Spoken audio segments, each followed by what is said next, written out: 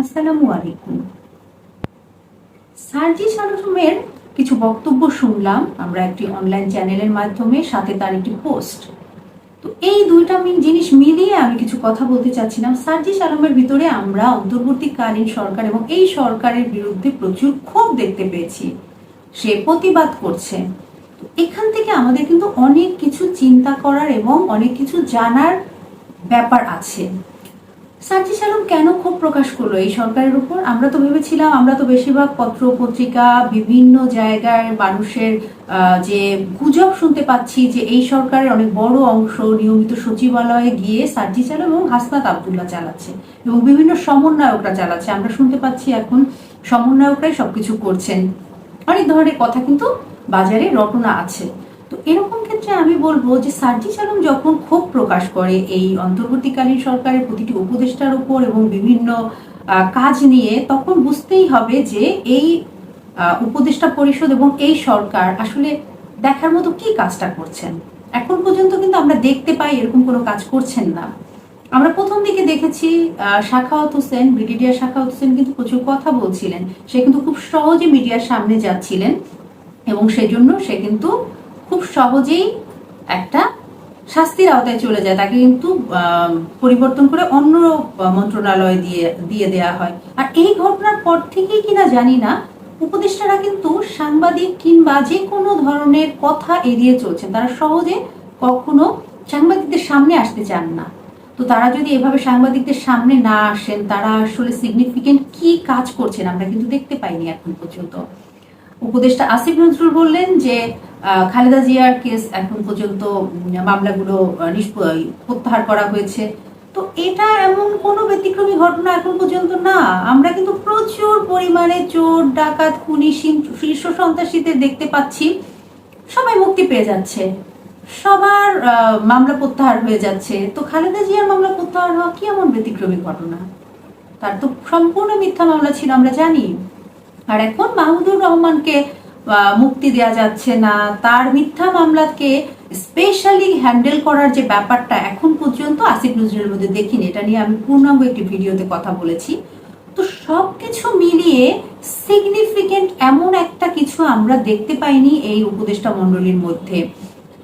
সমন্বয়কদের মধ্যে মাঝখানে একটি প্রতিবেদন চলে এসেছিল সমকালে, যে সমন্বয়করা ডিসি নিয়োগের ক্ষেত্রে তারা চাপ সৃষ্টি করার চেষ্টা করছে এবং তাদের দেয়া নাম অনুযায়ী ডিসি নিয়োগ হয়েছে। এরকম একটা রিপোর্ট সমকালে আমিও দেখেছি এবং দেখার পরে খুবই হতাশ হয়েছি। অনেক বেশি খারাপ লেগেছে যে আমাদের দেশে আসলে কি হতে যাচ্ছে। তো এতটুকু পর্যন্ত আমরা জানি, পরের ব্যাপারটা আমরা জানি না। তো গণ অধিকার পরিষদের রাশেদও এই ব্যাপারটা নিয়ে কথা বলেছেন। সে বলেছেন যে পুরো একটি সমাবেশে সবার সামনে যে সমন্বয়করা কিভাবে সবকিছুর উপর চাপ সৃষ্টি করছেন এবং তাদের কত বেশি প্রভাব এই অন্তর্বর্তীকালীন সরকারের উপর। তো এটার উপরে ভিত্তি করে এটা এতটাই খারাপ লেগেছে, সার্জিস কিন্তু অনেক বড় একটি লম্বা পোস্ট দিয়েছে গতকাল ফেসবুকে, যে আমাদের এ ধরনের কোনো প্রভাব তো নাই। এবং তখনই তিনি তার ক্ষোভটা এই অনলাইন শো এর মাধ্যমে জানালেন যে তারা এসবের কোনো কিছুর মধ্যে তো নেই। এমনকি সচিবালয় গিয়ে সে কোনো উপদেষ্টার সাথে দেখা করতে পারেন না, কথা বলতে পারেন না।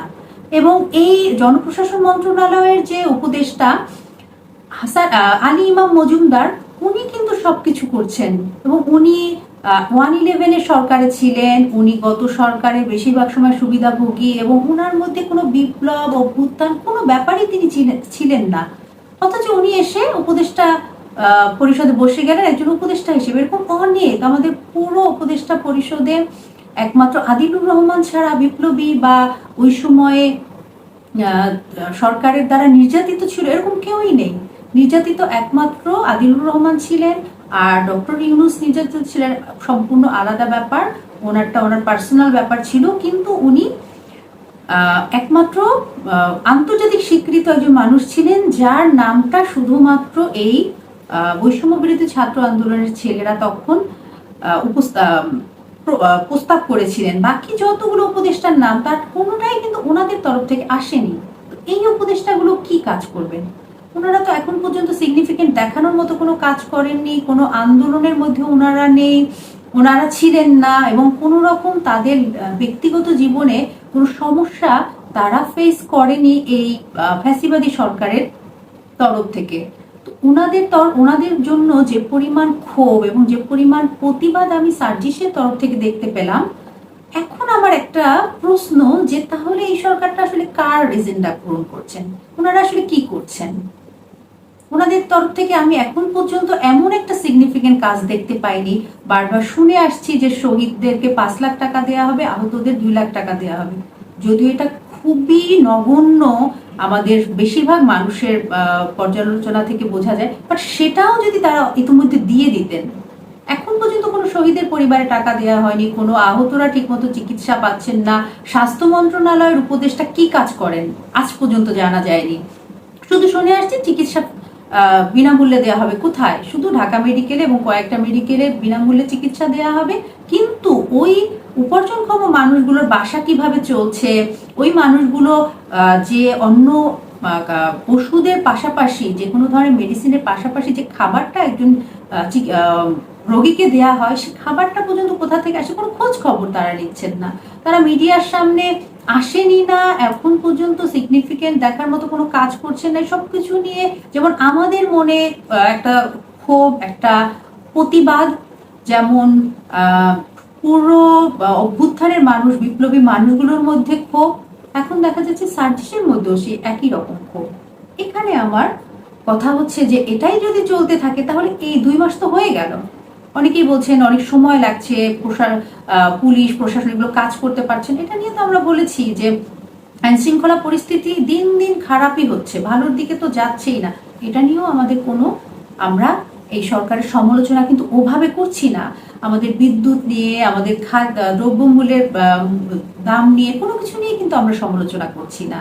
কিন্তু বাকি যে তারা চুপ করে আছেন, তারা কোনো নড়ছেন না, চড়ছেন না, তারা মাহমুদুর রহমানকে জেল থেকে করার জন্য খুব দ্রুত গতিতে যে একটা সিদ্ধান্ত নেওয়া, সেটা এখন পর্যন্ত নিতে পারেননি। যেভাবে হোক তাকে বের করে নিয়ে আসার কোনো চেষ্টা তাদের তরফ থেকে দেখাই যাচ্ছে না। মনে হচ্ছে যে মাহমুদুর রহমান জেলে থাকলেও তাদের কিছু যায় আসে না, না থাকলেও তাদের কিছু যায় আসে না, এটা নর্মাল গতিতে চলবে এবং তারা বরং খুশি। কারণ মাহমুদুর রহমানের মতো একজন বিপ্লবী মানুষ যদি বাইরে চলে আসে তাদের তো সমস্যা হবে, তারা তো ঠিকমতো কাজ করতে পারবেন না। এবং কিছু মানুষ বলছেন যে উপদেষ্টারা পিকনিক করছেন, তারা এনজয় করছেন, এই সব কিছুই কি তারা সত্যি প্রমাণ করছে?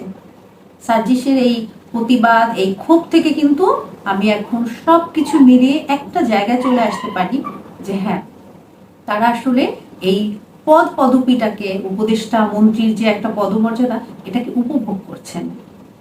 তারা সিগনিফিকেন্ট দেখানোর মতো সংবিধানের বাইরে গিয়ে, কাজের বাইরে গিয়ে সে আগের মতো বিপ্লবী ভাবে কিছু করছেন না। কই আসিফ নজরুল এখন পর্যন্ত চলে গিয়েছেন জেলে দেখা করতে মাহমুদুর রহমানের সাথে? নিশ্চয়ই ওনাকে ওনার প্রশাসন থেকে বলা হচ্ছে আপনার যাওয়াটা উচিত হবে না, কিংবা এটা যেটা আমরা সাধারণত বুঝতে পারি যে ভিতর থেকে যেটা হয় যে না, আপনি এখন উপদেষ্টা, আপনার এখানে যাওয়া ঠিক হবে না, ওখানে যাওয়া ঠিক হবে না। না, এটা কোনো এইরকম হলে তো আপনি উপদেষ্টা হতে পারবেন না। আপনি একজন টিচার ছিলেন, সম্মানিত মানুষ ছিলেন, সবার হয়ে কথা বলছেন, 2 দিনের মধ্যে আপনার এত কি পরিবর্তন হয়ে গেল যে আপনি এগুলো করতে পারবেন না? আপনার উচিত ছিল তার সাথে দেখা করতে যাও অথবা তার মায়ের সাথে দেখা করতে যাও। এটা সবাই বলছেন, স্পেশালি আমার বলার কিছু নেই। আমি জাস্ট সার্জিসের ক্ষোভ থেকে সত্যি খুব খুব অবাক হয়েছি। এই সরকার 2 মাস হয়ে গেল, খুব আর 2 মাস, আর 3 মাস বা আর 1 সপ্তাহ বা আর 1 মাস থেকে তারা কি বা করতে পারবে বলে আমার কাছে মনে হচ্ছে। সব কিছু একদম স্থবির হয়ে আছে। যেই প্রশাসন চালাচ্ছিল শেখ হাসিনার প্রশাসন, ঠিক সেভাবেই চলছে। শুধু শেখ হাসিনা নেই আর তার কিছু মন্ত্রী নেই, বাকি সব কিছু সেই আগের মতোই চলছে।